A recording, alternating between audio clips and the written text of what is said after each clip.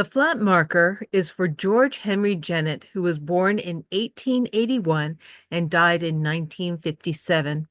He is buried in Range 21, Lot 36 at the Woodlawn Cemetery in Nashua, New Hampshire, along with his father, Wilfred Jennett, his mother, Julia Hall Jennett Coburn, his stepfather, Charles H. Coburn, and unnamed siblings, and brothers, first Alfred, Grover, and second Alfred, none of whose graves are marked.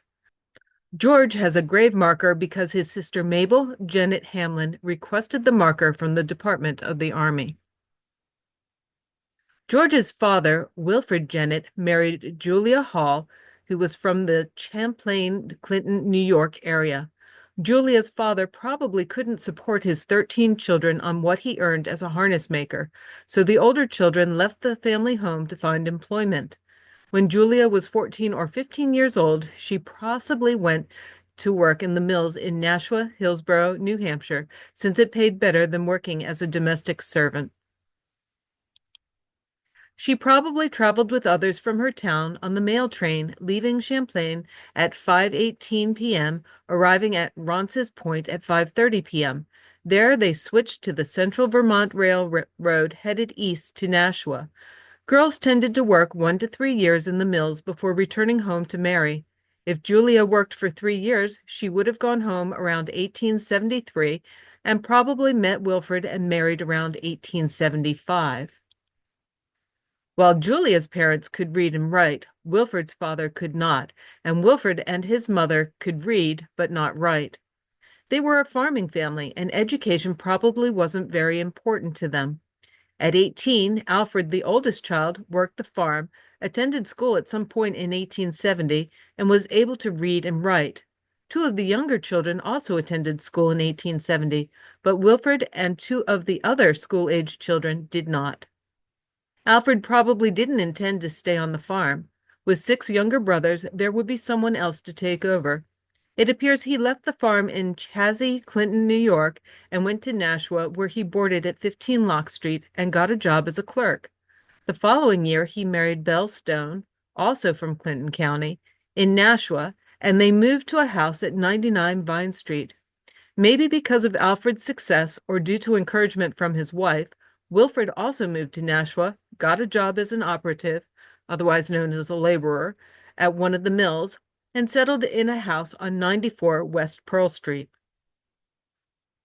They were in Nashua during the centennial celebration of the United States. Wilfred and a heavily pregnant Julia probably attended church the Sunday before and listened to a sermon appropriate to the 100th anniversary of the signing of the Declaration of Independence. That Tuesday, July 4th, 1876, the factory was probably closed so the workers could enjoy the celebration. It began with a prayer meeting at the Park Street Chapel, followed by a salute on the North Common, fired by a detail of the Lineborough Artillery, the ringing of the bells, and general discharge of small firearms, explosion of torpedoes, and Chinese crackers. The streets were thronged for the burlesque procession and the military and civic parade, followed by speeches, a historical address, and the reading of the Declaration of Independence. The French children sang the Marseillaise hymn, which was probably the French national anthem, and then the program ended with everyone singing the Star-Spangled Banner. The afternoon was filled with picnics and young men competing in races. The day ended with a concert and fireworks on the North Common. Sometime during this day, Julia gave birth to her first child. They named him Alfred, probably after his uncle. Even though he'd been born on such an auspicious day, his life did not end well. Alfred developed diphtheria at age 2.5. The only treatment was a tracheotomy, cutting open the throat without anesthetic and inserting a tube directly into the trachea. Through this tube, an attendant could maintain consistent airflow by pushing air into the lungs. The procedure had a low success rate, and the doctor probably didn't recommend it for the toddler. When Alfred's neck became swollen, his parents would have known it was diphtheria and sent for the doctor. At first, they probably hoped it was just a cold when Alfred developed a sore throat, but as the disease progressed, he would have stopped crying and become weak and lethargic. Julia probably prayed that he would be one of the children to survive as she watched him struggle for each breath until his airway finally closed off and he suffocated. And then she probably wondered if she was going to lose Mabel Helen, whose first birthday most likely passed with little notice 2 days earlier. Young Alfred was the first to be buried in the Woodland Cemetery in January 1879, and the family probably thought he'd be the last when they left Nashua around 1880 and moved to Sciota, a hamlet of Chazy where George Henry was born in 1881 and Grover was born around 1884. Sciota contains a French Catholic church, a store and post office, and is the site of the business enterprises of Sciota Manufacturing Company. The Sciota Manufacturing Company was making bedsteads, cribs, and cradles, and Wilfred probably got a job there, which allowed his children to visit their paternal grandparents. Julia's parents had died before she married, and Wilfred's parents also lived in Sciota. But the family didn't stay put. In 1888, Julia gave birth to their fourth child, Lillian, in Charlotte, Chittenden, Vermont, probably near where Wilfred's sister Julia Gertrude was living with her husband, Albert C. Collins. But the family did not stay there long either, and returned to Nashua shortly after Wilfred's brother Alfred died in 1889. The family settled into 197 West Pearl Street and attended the Methodist Church on Main Street. In 1892, 8-year-old Grover was chosen to participate in the Christmas program. Julia probably smiled encouragingly as she and Wilfred kept 1-year-old Alfred, probably named after his deceased uncle, 4-year-old Lillian, 11-year-old George Henry, and 14-year-old Mabel Helen reverent. During this moment, they may have reflected on how life was better for their children. At Mabel Helen's age, Julia had already left home to make her way in the world.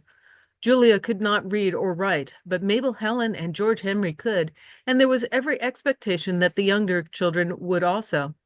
But at the same time, there was probably a tiny fear in Julia's heart. 1 out of 5 children in New Hampshire would die before reaching age 5. She'd already lost one, and there were 2 more in the risk group. But when tragedy struck, it wasn't Lillian or Alfred, it was Grover.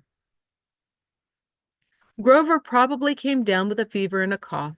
Once again, it was easy to say it was a cold, but tuberculosis was responsible for about 1/4 of the deaths in New England at that time, and Julia and Wilfred probably knew they were going to lose their son when the cough didn't go away and Grover started losing weight. That Sunday before Christmas, 1896, Julia probably was sitting by her son's side instead of at church.